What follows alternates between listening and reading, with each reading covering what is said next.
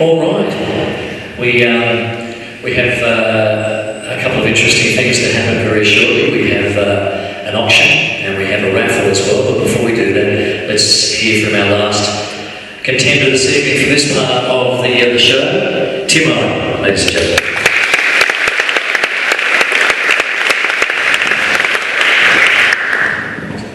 Tim, good to see you. Nice to be here, thank you. Flight Commodore. That's a pretty heady height to hit. I was wondering, after over 30 years in the armed forces, how difficult it was for you to come back down to earth, so to speak, and live in a civilian life. Well, it hasn't been that difficult a transition for me, to be honest with you, Garth. I had a great career and I enjoyed it very, very much indeed. The most rewarding career that I could ever imagine. I would never want to not do that. It was just a fantastic time in my life and a great 30 years. And I got a great deal of enjoyment out of, how can I say, public service in a lot of ways. And as you would know, you serve the government and the nation without fear or favour. And that's been ingrained in me for many, many years. And I've enjoyed it very much indeed. So coming out of the military forces, it was a slowdown. There's no doubt about that, particularly in the last couple of jobs I did. But I'm a chief executive of an environmental company now, so I'm enjoying that very much indeed. I would imagine with what you've been through, you wouldn't suffer fools gladly. Well, would that be fair to say? I was going to ask you if you've met many on the hustings so far. Well, you do. I mean, clearly everybody meets people that you get on well with, and people who you think have got a great deal of talent, and people who clearly don't have a great deal of talent in particular areas. But I think suffering fools is probably a bit harsh. I suppose in the environment that I have come from, it's all about teamwork, and it's about bringing people along and assisting them and trying to get the best out of them. So, and that's the Australian military, and it's militaries all over the world. So, suffering fools is probably a little harsh, but clearly there are environments that you operate in where you have to have the very best around you, and you have to, actually be the very best you can possibly be to physically survive sometimes. Physically survive. Well, not just survive yourself, but to keep thousands of others safe. How can you describe that to people that haven't been in that situation, where you've been in charge of thousands of people in Afghanistan and Iraq? How do you sleep at night? How do you not let that get to you? You don't get a lot of sleep at night, I must say. I mean, it was probably the most challenging and also the most rewarding part of my military career. And certainly you see the best of humanity and the worst of humanity. But you have a very, very, it's a sincere responsibility that is placed in you from the highest levels of government to ensure the safety not only of the Australian forces that you are commanding, but also that you are doing absolutely the right thing by the people of the country that you are in. So, I mean, it is a difficult task. There's no getting away from that. It's not easy, I can tell you. I would never say that it is, but on the other hand, it was probably the most rewarding job I've ever had in the military. Fantastic, actually. Were you a hard kid to play Cowboys and Indians against, or soldiers? I guess that's a flippant question, but I was wondering what was happening in the Owen household for you to be heading in that direction.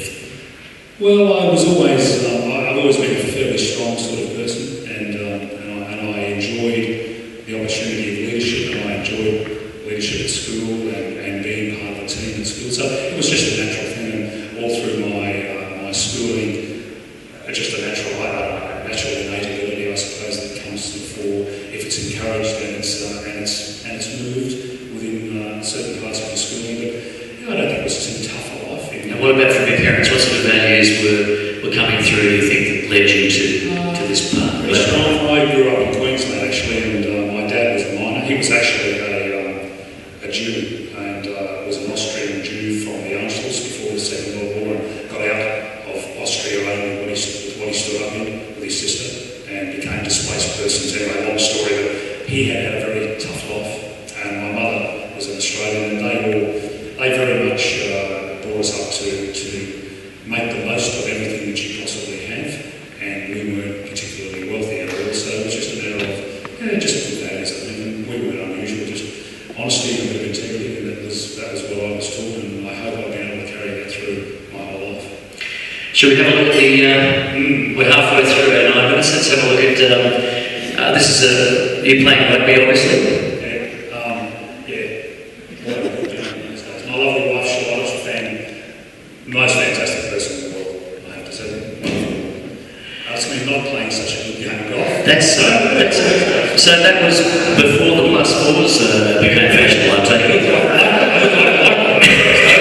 Looks like you've just... I think you're doing a triathlon. You've just come off the bike, a bit of golf, you're going to have a swim. And what else have we got? Well, this is a more serious shot.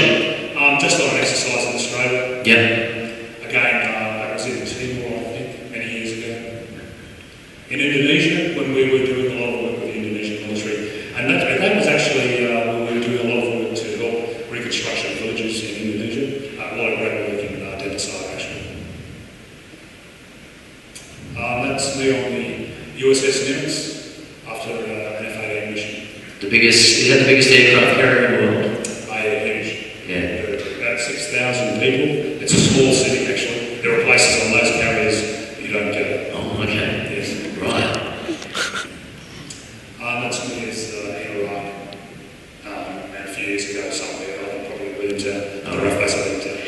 Okay, well, getting back to where you're heading or where you'd like to head, to go from a position where you're held in incredibly high regard, except for maybe by the enemy, to a job which, and don't shoot me on the messenger, but a job as a politician, they're around the level of radio announcers and people like that.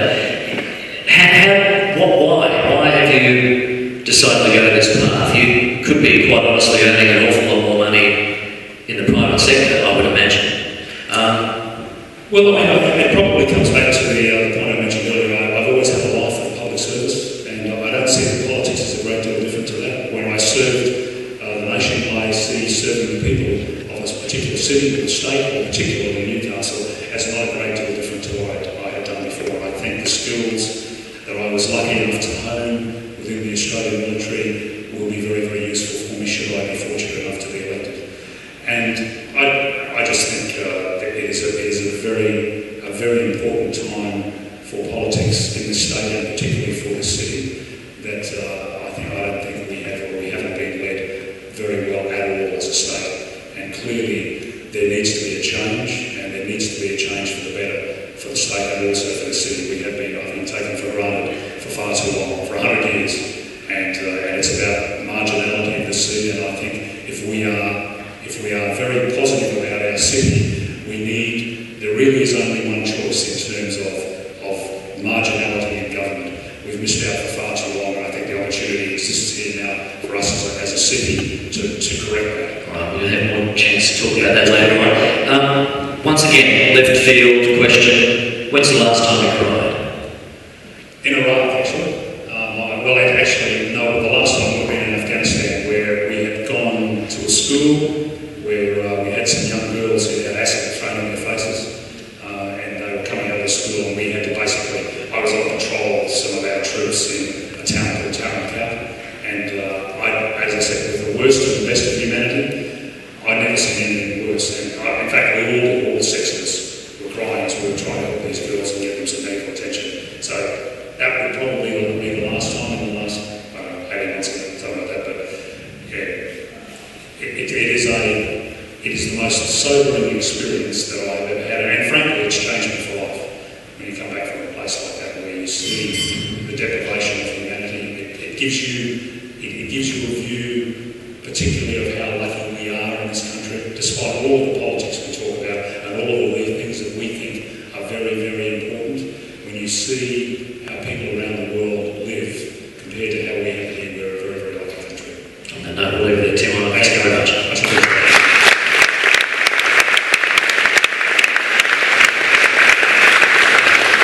Please keep those applause going.